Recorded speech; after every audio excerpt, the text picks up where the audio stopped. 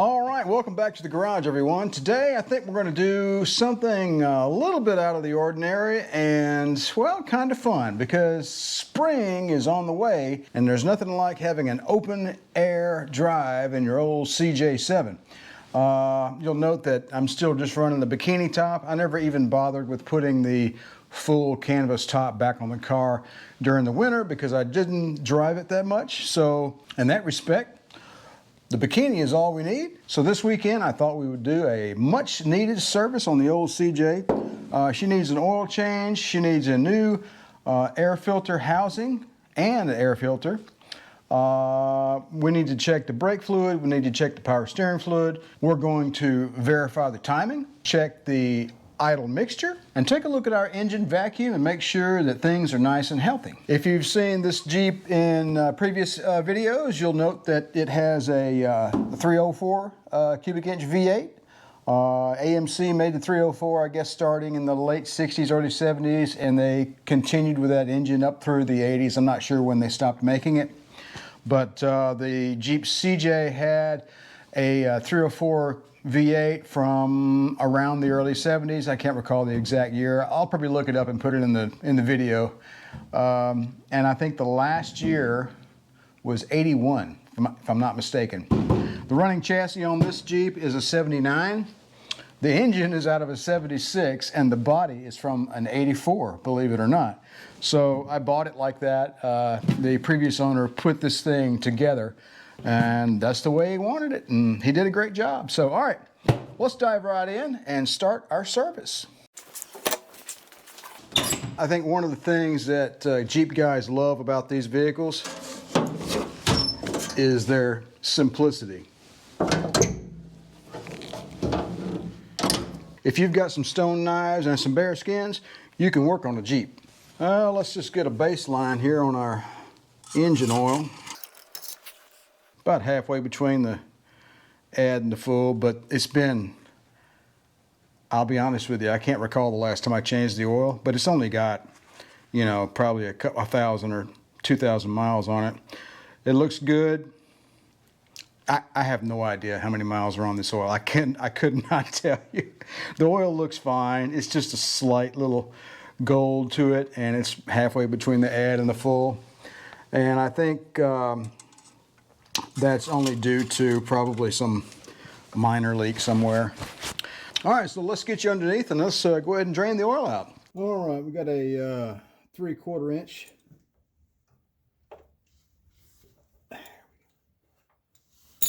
All right, let's see if we can do this without spilling too much. Of course, the Cadillac is on the left, so we're gonna do the best we can here. Well, that wasn't too bad. Not too much of a mess there. All right, I'm going to let this drain on out. I'm going to put the filter plug back in and we'll move up top. All right, so the oil filter on this Jeep is kind of obscured by the oil pressure sending unit.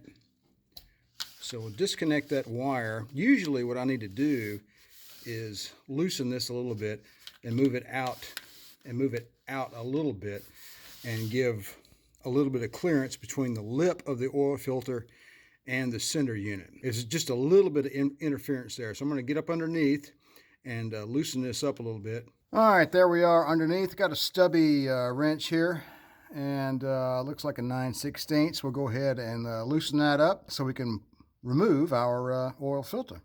Got to get my hand down there between the header and the motor. And it takes a little bit of doing with a stubby wrench, but you can loosen it if you have the patience. All right, we got our little wire on the oil sender unit out of the way. And kind of a tight fit in here. Come on, baby. Let's go. Been a while. The rubber grip is coming off of my wrench. All right, starting to loosen up. Whew, had me scared there for a minute. All right, there we go. Had to loosen the oil sender unit probably 4 or 5 turns, and that cured our interference issue, so I was able to unscrew the oil filter without any problem. I think we'll go with a Wix this time, mostly because that's a good quality filter and that's what they had at the parts house. So there you go, pretty much the same deal as the other one. I'll go ahead and put a little oil in there and lube up the O-ring, and we'll slap that on there. You know, I've heard people talk in the past, oh yeah, make sure your oil rubber ring doesn't come off with the filter when you're... I have never encountered that before in my life. I think it's an urban legend, so I call BS on that. So if that's happened to you before, comment down below and say, oh, that's happened to me plenty of times, or, you know, or if you agree or disagree. I don't care. Leave a comment down below. Heck, let's discuss it. All right, let's go ahead and get this new filter on the Jeep. All right, I just put a fair amount of oil in the filter. I didn't fill it up because it had just run out anyway because of the angle that is in play here. There we go. Easy peasy. Get your threads just right now. Don't be going fast. Easy, easy. Let's see. We don't have any wires in the way, do we? Nope. All right. All right, hand tight. Then I'll tighten that up. I'll put the fuel cylinder wire back on, and then we'll move forward with the rest of our service. These old 304 engines have a long filler neck on it, somewhat reminiscent of a Chevy 283. But don't let that fool you. These engines have nothing in common with Chevrolet, Ford, or Chrysler engines. I got 5 quarts here. And we're just going to go for the gusto and empty the whole kit and caboodle in there. She's right at 5, I think, is what the capacity is. Uh-oh, went a little too fast. Running down the edge of the filler neck there. Probably lost a teaspoon or two. Oh well. All right.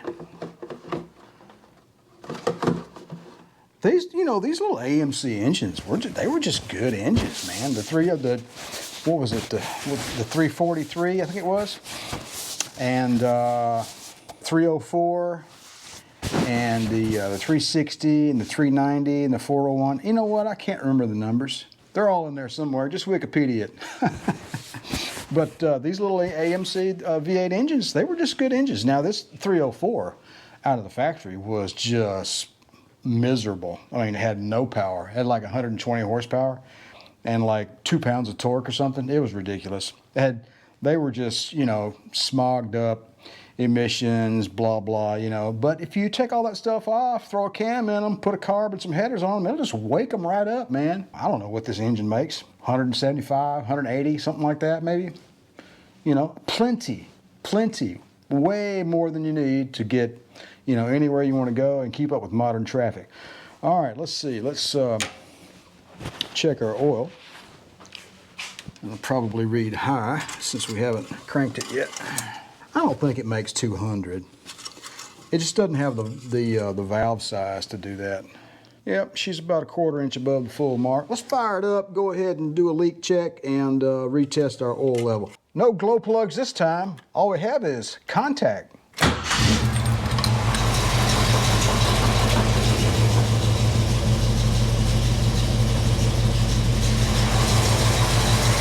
All right, got 50 pounds of oil pressure, which is very good. We'll check our oil sending unit, make sure it's not leaking.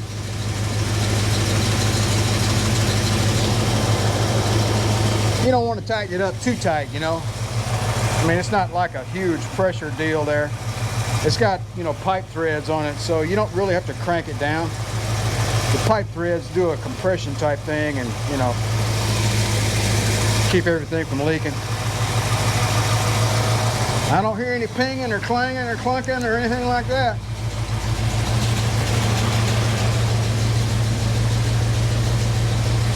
Oh yeah, according to that El Cheapo Jeep gauge they put in these things from the factory, we got plenty of oil pressure.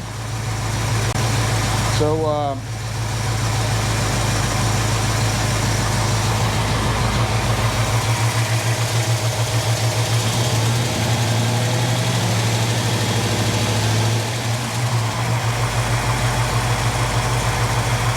that Summit model 8600 mild performance cam they put in this motor, it's pretty sweet. It's got a really nice lope to it.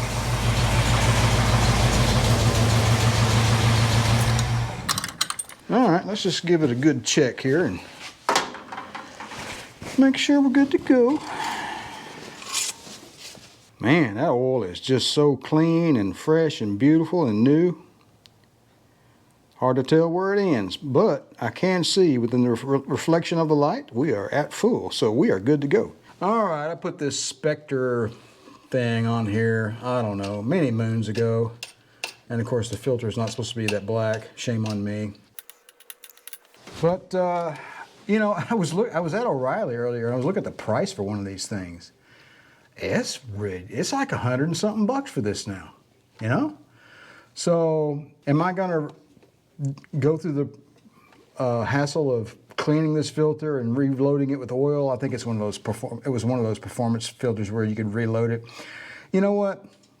I'm kind of over that now. I'd rather just go with a conventional filter and not have to mess with all that stuff. So this thing is going to go by the wayside. And we're just going to go with just a plain old Mr. Gasket. Yeah, I know it's made overseas. Chrome plating will probably come off in 2 weeks, but that's what I want. So let's make sure our little spacers are on there. Well, man, look at that. Oh my goodness. I just noticed something. Look at that. It was the only one they had in the store too. Crud. Look at that. It's bent. Somebody dropped it in the store or something. Looks like it's back to O'Reilly. I'll probably have to go to a different store and get one that's not dented. That's kind of disappointing. All right, I'll be back in a little bit. All right, had to give up on Mr. Gasket, so we're going to let Vic be the next act up on stage here. So that dented Mr. Gasket breather was the only one in the parts house, so I went to a different O'Reilly and once again looked at a Mr. Gasket in that one, and it too was dented, although not in the same location. Had like 2 dents right on the top. I'm like, no, I'm not paying money for dented stuff. So, you know, so I figured, well, the Edelbrock breather is only $3 more, so why not just do that? All right, let's see. There's our hardware. We're gonna need instructions? I don't think so. I don't think we'll need instructions. On this old Jeep, we don't have any vacuum lines or PCV or anything like that, so very, very, very simple setup here. Make sure that's good to go. Yep, boy, yep. Good old Vic. That is his name, right, Vic? Uh-oh, looks like I'm gonna have to extend my all thread there. Let's see. Man, I'm gonna have to get another, I'm gonna have to get a longer one. Well, I could always take that extra spacer off. Years ago, I had problems with this thing. I think it was vapor locking is what I believe that was what was happening.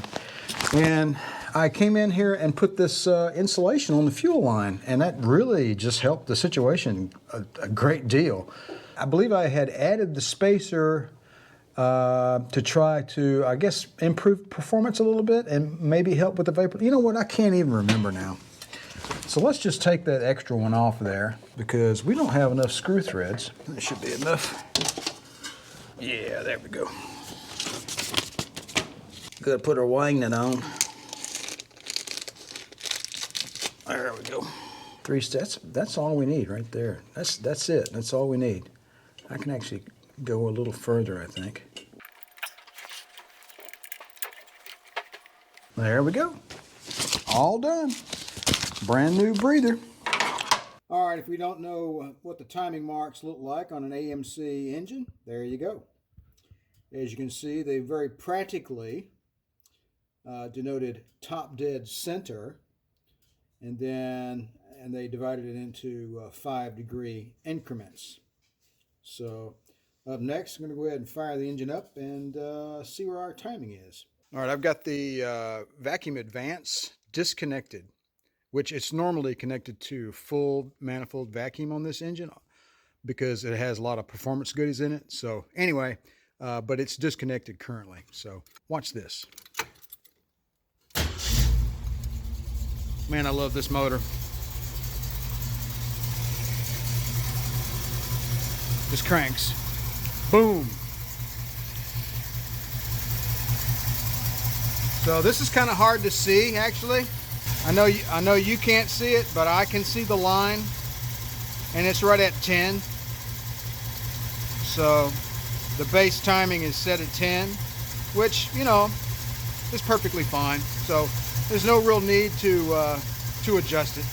And we'll go ahead and give her back all that nice manifold vacuum.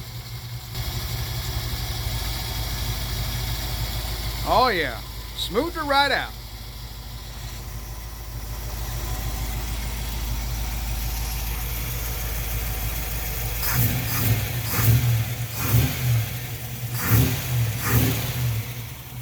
That cam likes to rev. All right, you're going to be a little jiggly there, but you'll get over it. Let's go ahead and hook up our vacuum gauge.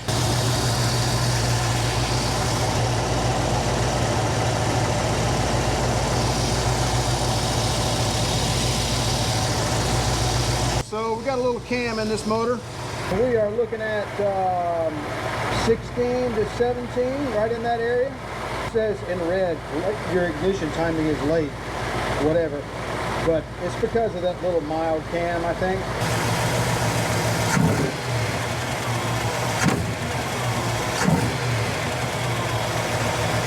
Nice strong vacuum response to wide open throttle. And the engine's not quite hot, so it might dip up into the green. I could probably try to tweak the idle mixture screws a little bit. I think I'm going to try to do that. I don't know how far out we are, how many turns, but I'm just going to go, I'm going to take it out a little bit and just see what happens. Quarter of a turn.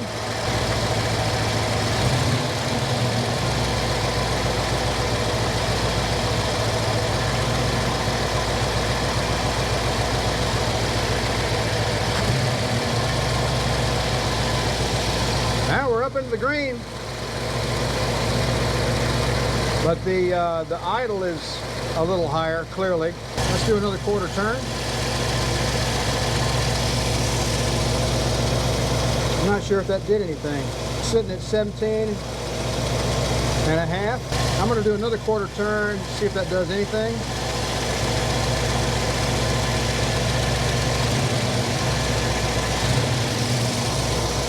And that made it a little worse, I think. Let's go back. Yeah, I think we found the sweet spot there. I'm going to leave that rascal right there. Let's go check the other side. I should probably be messing with my idle speed while I'm doing this. We'll take it down a little bit.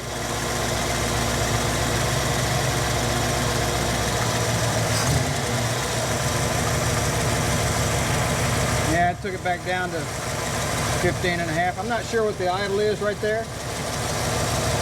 I tell you what, let me hook up a tack. I'll be right back.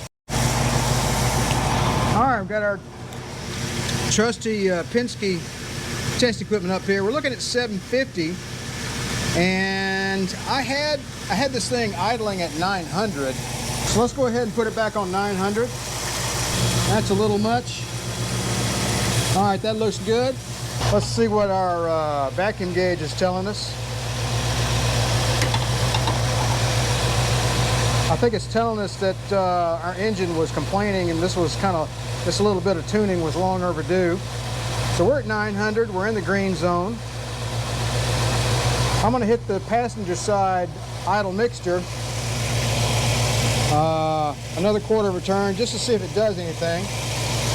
I'm not sure if it did or not. I don't think it did. But I'm going to leave that little bit of extra in there. All right, we are still right at 900. All right, let's take a look at the driver's side. Let's take it out a quarter of a turn.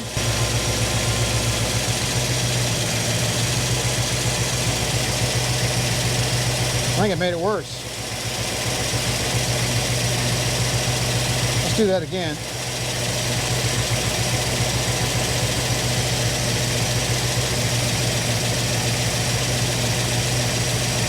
Yeah, we're going the wrong way.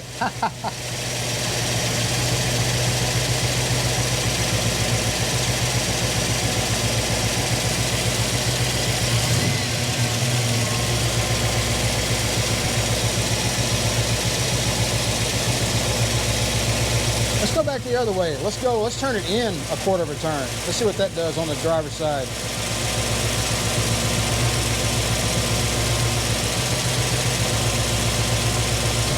That brought our idle up. So let's do another quarter turn in.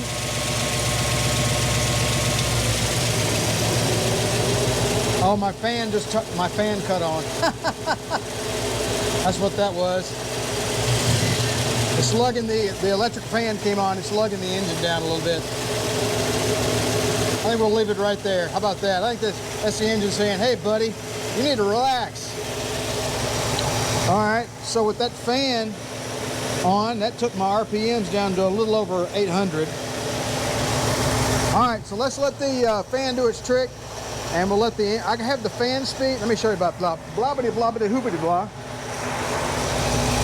So here's my fan adjustment. I have it set for 200 degrees, and the way I did that was I had a temperature probe in the radiator, so it comes on when that gets to be 200. Yeah, that's about right. So she's okay. We're gonna let the fan cool on down a little bit, and then we'll finish up our tuning. All right, the fan is back off now, and we are at about 875. Give that a little extra. All right, we're gonna leave it right there. And we are in the green zone. I think I'm gonna leave my idle mixture screws alone. We're done with this little exercise. Oh, and by the way, the tachometer, this is a HEI distributor from Performance Distributors. Great product. The tach is on these old GM style HEIs. The tach is always right here on this corner. So I just made up I don't have a tach, so I just made up a little wire there with a blade connector on it, and connected it up to the Sears tool so that we could run our test. And let's go ahead and put the plug back on the manifold here. Nothing like a piece of rubber pipe with a broken off golf tee in it to serve as a perfectly functional vacuum plug. Well, let's see what kind of directional fluid do we have here. It is on the cold mark, which makes sense because we haven't driven it anywhere. Brake fluid. It is, you know what, I filled that up a while back, so that's good to go. Bendix, by the way, not that that matters. These brakes are okay. You know, it's a Jeep CJ, they're not the greatest. I thought for years that I would maybe upgrade the brakes, but I don't know, I just never got around to it. They're disc on the front and drum on the back. All right, I think it's time we move to the interior. As you can see, my cat has decided that this is a cool place to lay down. So I think a lot of this is cat hair. All right, so I wanted to show you one of the things I did. Yeah, the carpet's kind of dirty, so you know, you'll get over it. One of the things I did right after I bought the Jeep actually had a steel floor. It was bare metal when I bought it. So I bought a carpet set, and I bought some extra jute padding at an automotive upholstery place in Birmingham. And there's the floor.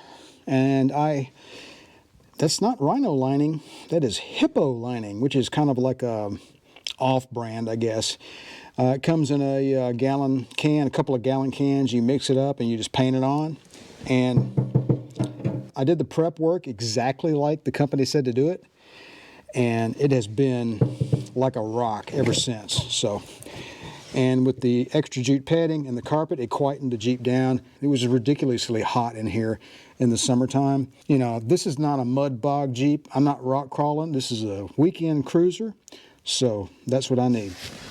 All right, so a little bit of griots here, I think. Gonna hit up the old fake dashboard here. This was an add-on that the previous owner put in here. I don't think it was originally, it may or may not have originally come with this Jeep, although it is, this body is from '84, and it is a Laredo, so maybe it did. I don't know. Cleans up pretty nice though, doesn't it? A little bit of griots, I think, for the shift boots. It's been a while since I've seen a shine on that shift boot ring. Yeah. Pretty cool. These Polk audio speakers are marine grade, apparently. A little water here and there. It's not going to hurt them.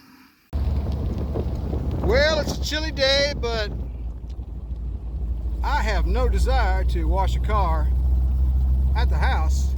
I think I'm going to go up to the local 5 and dime wishy-washy. That's what they used to call it when I was a kid. And put a few $10 bills into the machine and see if we can't knock off some of the dust from our old CJ.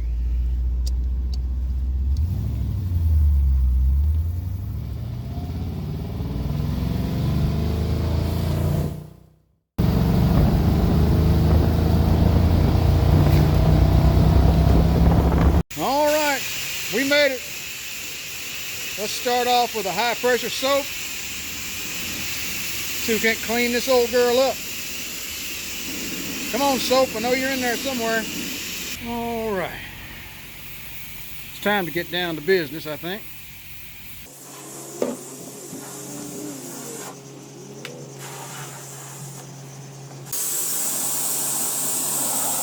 A little water in the Jeep ain't gonna hurt nothing.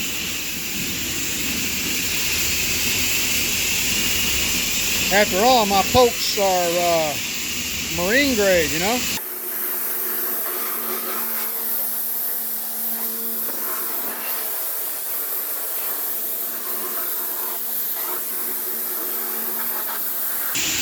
All right, I think it's time for rinse. All right, she's no trailer queen, but at least she's clean. I guess this is really the only vehicle for which I have, I guess what you'd call patina, if you can see what I mean there. But she looks pretty good, all cleaned up. And I think we're just gonna let the old girl air dry on the way back to the garage. Well, all right, folks, we made it back to the home of the garage, safe and sound, and the old CJ is got a nice wash job on her, and she's ready for spring, I think. Although I don't think I'll be running around anymore today. It cooled off on me. It was pretty chilly on the way back. I think we got the old girl serviced up and cleaned up and ready for a new year. Hey, listen, I appreciate you guys stopping by the channel. Don't forget to like, share, and subscribe. And if you'd like to be notified whenever I release a new video, don't forget to click that little bell down below. You guys have a good one, and remember to give that other Jeep guy or gal a wave as you pass them by. It's courteous.